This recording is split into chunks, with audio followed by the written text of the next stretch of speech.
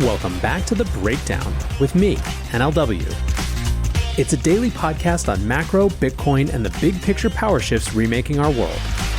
The Breakdown is sponsored by Nexo.io, Arculus, and FTX, and produced and distributed by CoinDesk. What's going on, guys? It is Saturday, April 16th, and that means it's time for the weekly recap. Before we dig into that, however, a few housekeeping items. There are two ways to enjoy The Breakdown.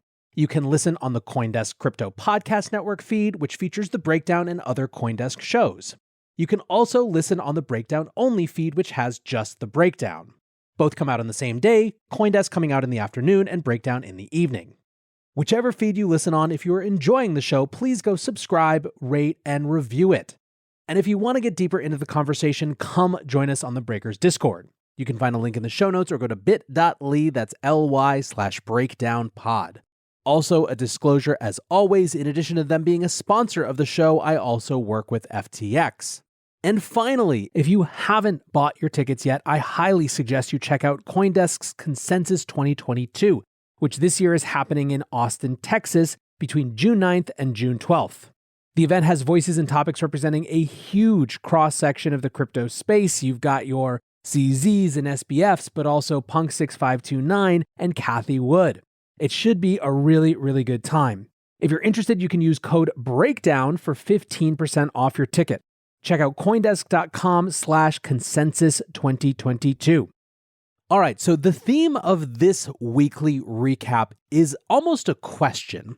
It's a question of whether the inevitable participation in the crypto industry, in Web3, in the metaverse, from big, vaunted institutions, either traditional finance or big tech, can be done in a way that is good or in good faith.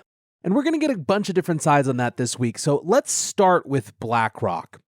Now, BlackRock is the world's largest asset manager. They have more than $10 trillion of assets under management. BlackRock has been getting increasingly interested in this space. I covered a couple weeks ago how in Larry Fink, that's the CEO of BlackRock's annual shareholder letter at the end of March, he explicitly discussed how the Russia-Ukraine war had a, quote, potential impact on accelerating digital currencies.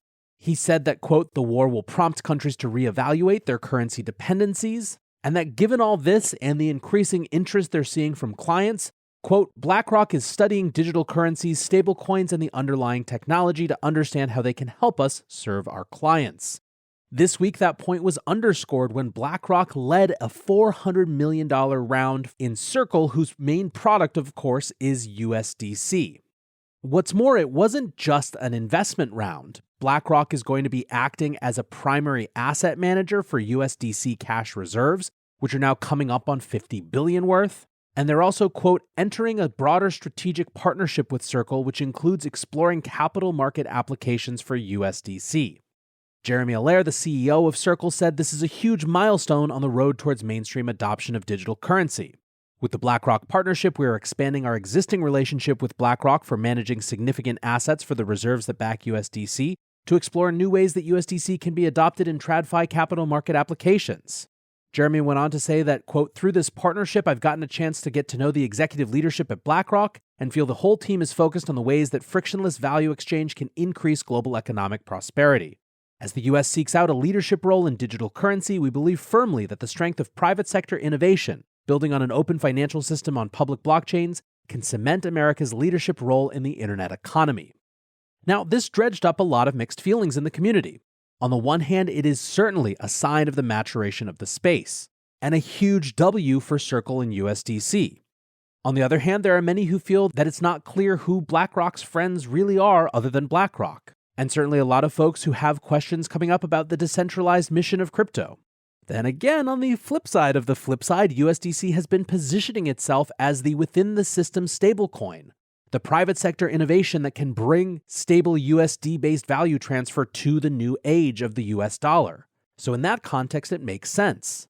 In short, this is the back and forth of a lot of institutional adoption, and it's not likely to stop here.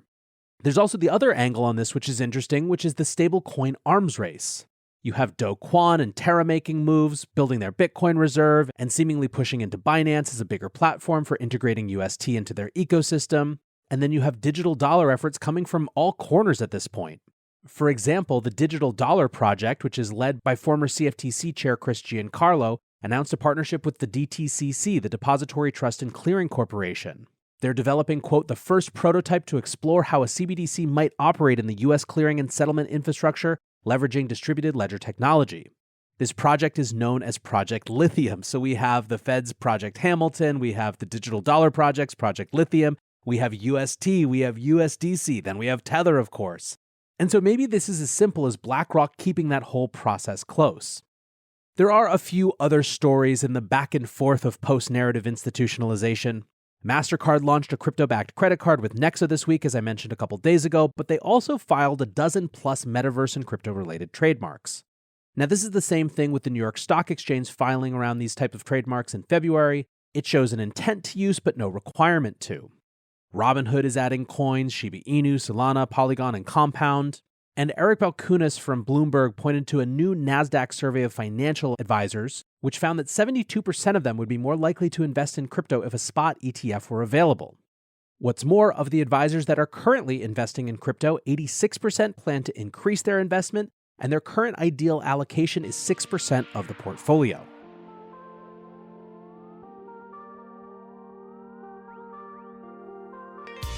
Looking for ways to step up your crypto game? Then go with Nexo. For starters, you get free crypto for each purchase or swap. How about earning guaranteed yields? Up to 17% paid out daily. Ideal for you hardcore hodlers. You don't even need to sell. Instead, borrow instant cash against your assets. Get the most out of your crypto with Nexo at nexo.io. That's NEXO.io. Meet Arculus, the next generation cold storage wallet. Arculus secures your crypto using 3-factor authentication, providing a simpler, safer, and smarter way to store, buy, swap, send, and receive crypto. Arculus is offline cold storage. Your private keys are encrypted on the Arculus keycard and are never online. Stay safe from hackers with no cords, no charging, no Bluetooth.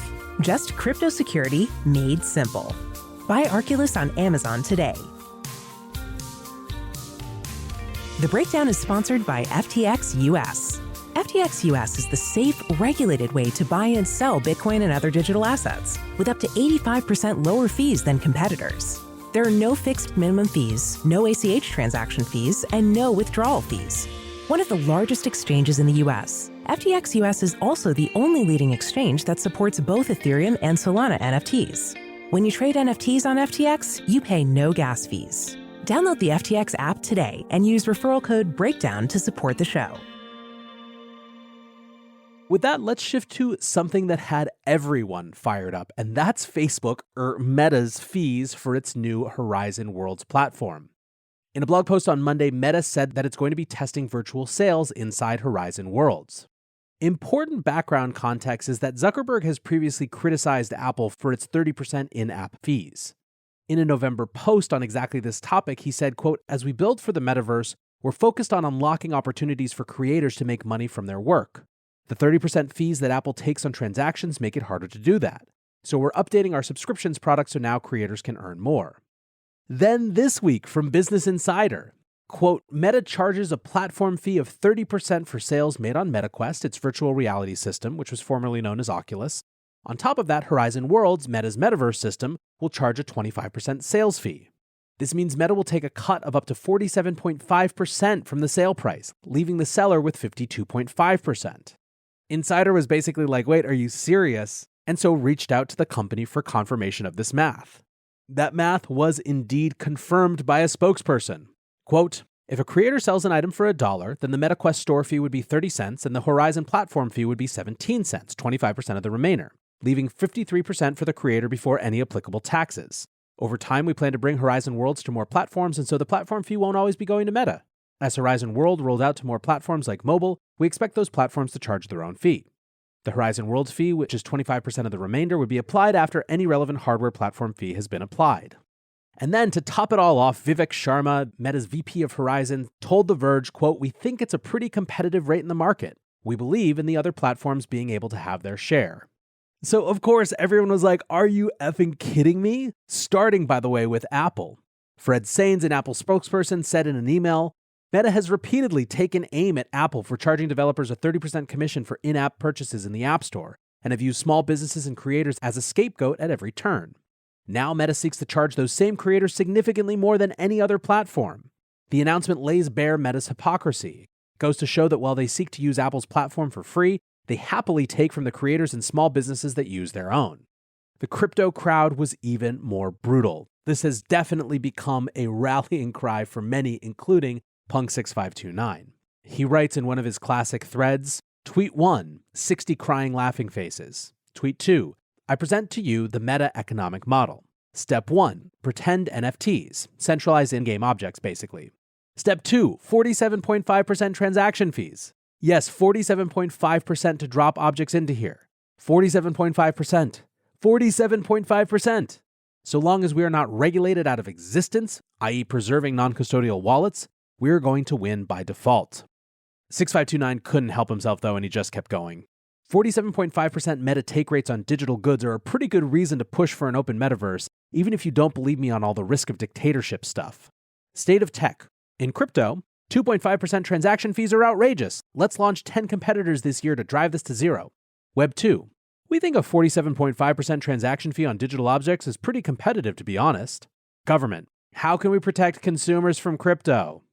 Now, I'm obviously adding the voices to match the intonation, but I think that the point is dead on.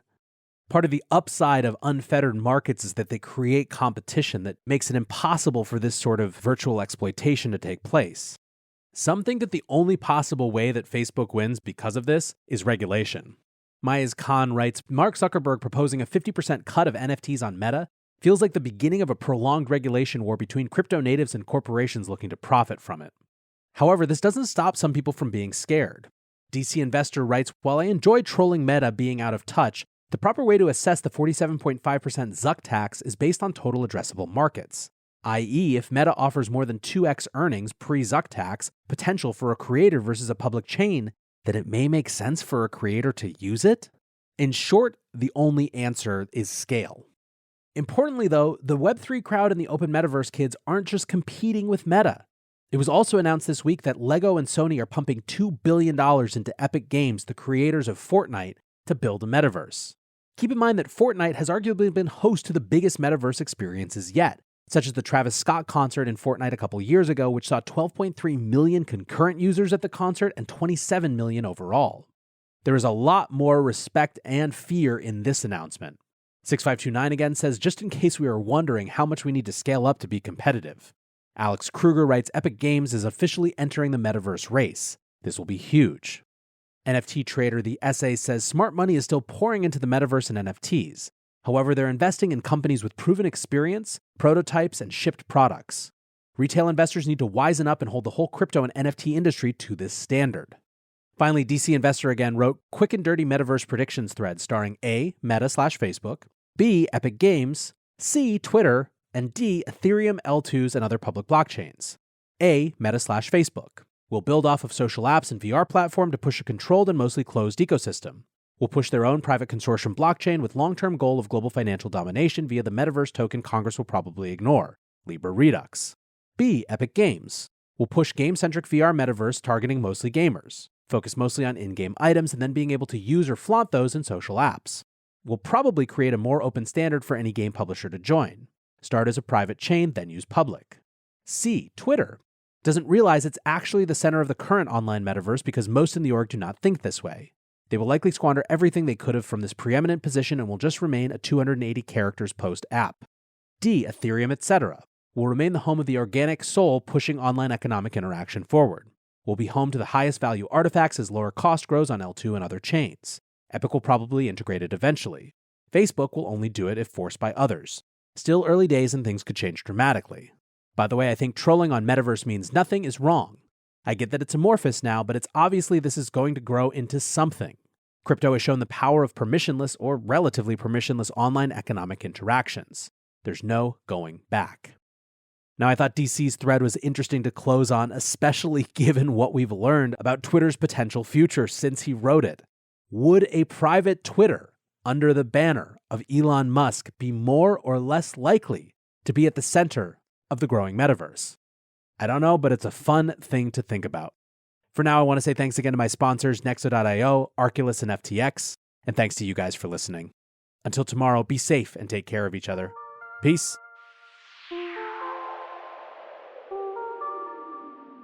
Hey, Breakdown listeners, come join CoinDesk's Consensus 2022, the festival for the decentralized world, this June 9th through the 12th in Austin, Texas. This is the only festival showcasing and celebrating all sides of blockchain, crypto ecosystems, Web3, and the metaverse, and is designed for crypto newbies, investors, entrepreneurs, developers, and creators. Don't miss speakers like Cathie Wood, SBF, CZ, Punk6529, and Joe Lubin, to name just a few. Use code BREAKDOWN to get 15% off your pass at CoinDesk.com/consensus2022.